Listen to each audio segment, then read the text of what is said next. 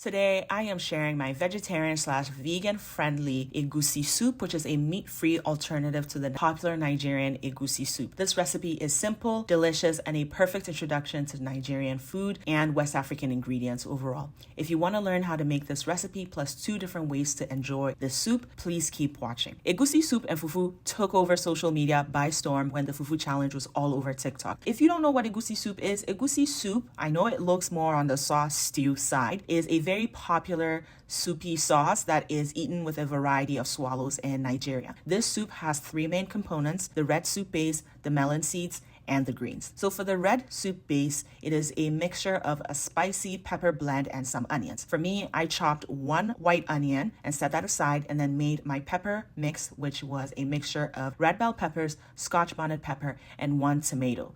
Traditionally, many people do not add tomatoes. I added tomatoes just to cut through the sweetness of all the peppers I am using. Once that is blended, set aside.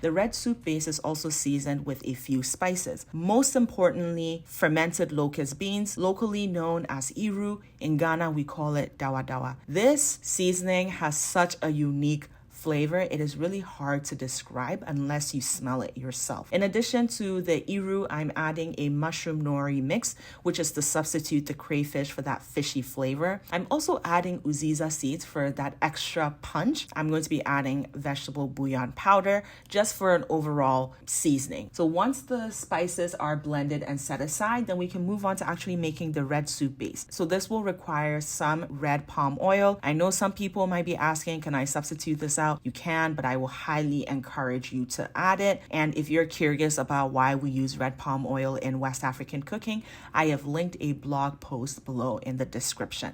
So once the red palm oil melts, it almost has a consistency like coconut oil. I added in my onions. So I just let the onions cook till they were nice and soft. Then I added in my blended mixture, let that mix in well, and then added in my seasoning. So usually people would use the fresh locust beans, but I don't have that. And I find that the powder is just easier to store. So I just mix everything together with my seasoning and then add that all into my red soup base and then cover it and let that cook. So you'll let that cook for about 10 to 15 minutes as the oil will start to separate from the sauce. So basically the oil will start to pull at the top. But while that is cooking, I will make my melon seed mix. So this is the second component of the soup. Egusi is a West African melon seed. It is in the same family as watermelons. However, it looks like pumpkin seeds.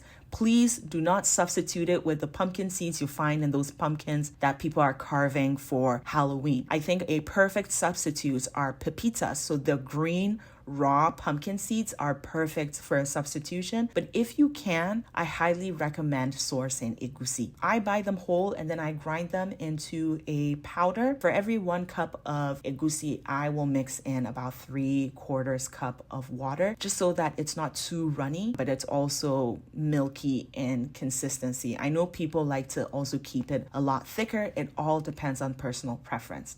Once the oil has pooled from the stew or separated, I add in my mushrooms that I was rehydrating and a few uziza leaves that I got at the West African store.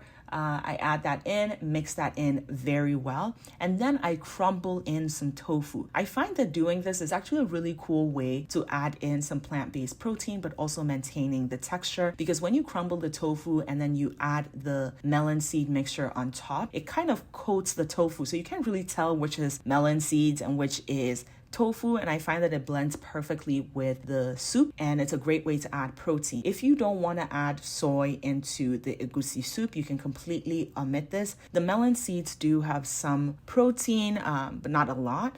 And I think adding beans might be a good idea. I know Nigerians might not like this, but in Ghana, our version of egusi soup, which we call kuntumri stew, some people add cooked black eyed peas. So you're totally welcome to add that if you want to. But I think the tofu is a perfect addition for a plant-based protein. So once the tofu is crumbled in, I add in some fresh oyster mushrooms. I loved adding different textures to my soup and stews. I think that it makes the eating experience a lot more fun. Once those are in, I add in my egusi, and then I just let this cook for about 20 to 25 minutes. You want to cook this low and slow because you don't want the bottom to burn and you want the egusi to cook well. Since this is on the liquid side, sometimes I remove the cover off the pot just so that the water evaporates and it's not too liquidy, but trust the process, it will cook. When it cooks, it has almost like an eggy texture. So after the 20 to 25 minutes, the egusi is nice and cooked, it's clumped up. I use my spoon to kind of break it apart. I don't mix it because I want to keep some of those large clumps of the egusi in the soup. That's what makes the soup look so good and delicious. So I just break it with my spoon and then just mix everything together. The last component of the soup is the greens. You can use whatever greens you want. Most people in the diaspora use spinach. I prefer to use frozen spinach because you're not buying a big box of fresh spinach only for it to wilt. Frozen spinach, what you see is what you get. And I prefer this because it's also cheap, but I think kale works perfectly for this. I know that in Nigeria, people use a variety of greens. You can use uziza, ugu leaves, bitter leaf. You can use efo shoko, which I actually use for my efo riro recipe, which I will link below. And you basically cook this in till it is thawed. And that's pretty much your egusi soup.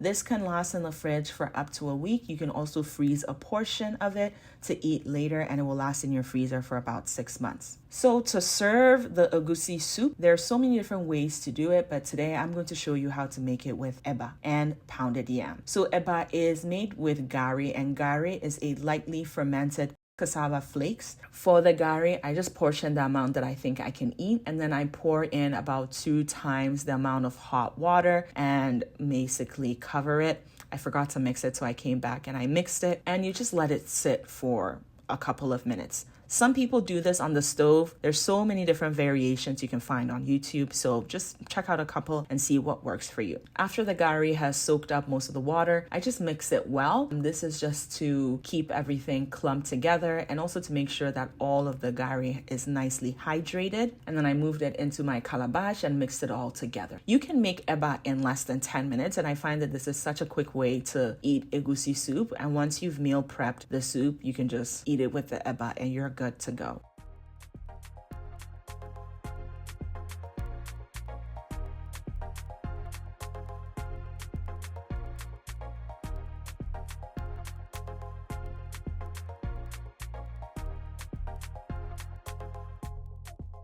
Another way that people will eat egusi, and this is the one that has been most popular on social media, is pounded yam.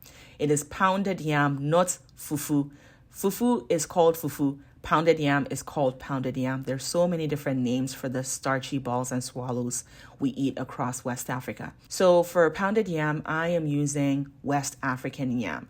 Please do not use sweet potatoes, regular potatoes. West African yam is what you're looking for. I got this fresh at my West African store. I peel it and then I cut it into discs and then boil it without salt till it's nice and soft. To check that it's soft, you just need to poke a fork through it, and if it goes through nicely, then it's ready. This should take about 10 to 15 minutes depending on how big you cut the yam. Once you've cut the yam, drain it and put it in a food processor. I'm using my handy dandy KitchenAid tiny food processor, and you're just gonna keep whipping and whipping and whipping till it comes together as a ball. It is nice and soft and pliable, and that is also a perfect way to eat egusi soup.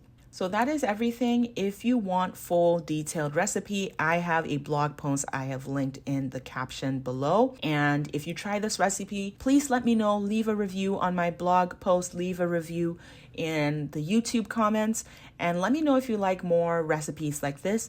If so, give this video a big thumbs up. Subscribe to my channel for more meat-free, vegetarian/vegan friendly West African recipes, and I will see you in my next video. Bye.